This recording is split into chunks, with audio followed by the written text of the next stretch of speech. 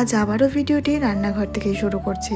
আগের দিন তোমাদেরকে বলেছিলাম সয়াবিনের তরকারির রেসিপিটি তোমাদের সাথে শেয়ার করব। পেঁয়াজগুলো ছিলে রেখে এদিকে একটা আমি মশলার পেস্ট তৈরি করে নেব। তার জন্য নিয়ে নিলাম দেখো রসুন, আদা, টমেটো আর লাল লাল দেখে কাঁচা লঙ্কা। আমি শুকনো লঙ্কার গুঁড়োটা একটু কমই ব্যবহার করি। এদিকে আমি কড়াই তেল দিয়ে আলুগুলো দিয়ে সামান্য নুন দিয়ে ভেজে তুলে নিলাম। একই তেলে আমি সয়াবিনটাও নুন হলুদ দিয়ে ভেজে নিলাম। এবার আরেকটু তেল দিয়ে জিরে, শুকনো লঙ্কা, তেজপাতা ফোড়ন দিয়ে পেঁয়াজটা ভেজে নিয়ে মশলার পেস্টটা দিয়ে দিলাম। বেশ কিছুক্ষণ কষিয়ে নেওয়ার পর দিয়ে দিলাম জিরে, ধনে, হলুদ গুঁড়ো, পরিমাণ মতো নুন, সামান্য চিনি, একটু জল দিয়ে মশলাটা খুব ভালো করে কষিয়ে নিলাম। এবার ভেজে রাখা সয়াবিন আর আলুগুলো দিয়ে দিলাম। আরো বেশ কিছুক্ষণ কষিয়ে নেব। তারপর দিয়ে দিলাম ঝোলের জন্য গরম জল। কিছুক্ষণ ফুটিয়ে নেওয়ার পর দিয়ে দিয়েছিলাম ঢাকা। এবার দেখে নেবো আলুটা সেদ্ধ হয়েছে কিনা। এখন সামান্য একটু গরম মশলা গুঁড়ো ছড়িয়ে দিলাম। একদম রেডি হয়ে গেছে আমাদের আলু সয়াবিন কষা। কালারটা কেমন হয়েছে কমেন্ট করে জানিও। ভিডিওটি ইনস্টা, ফেসবুক থেকে যারা দেখছো ফলো করে নিও, যারা ইউটিউব থেকে দেখছো সাবস্ক্রাইব করে আমার সাথে দেখো।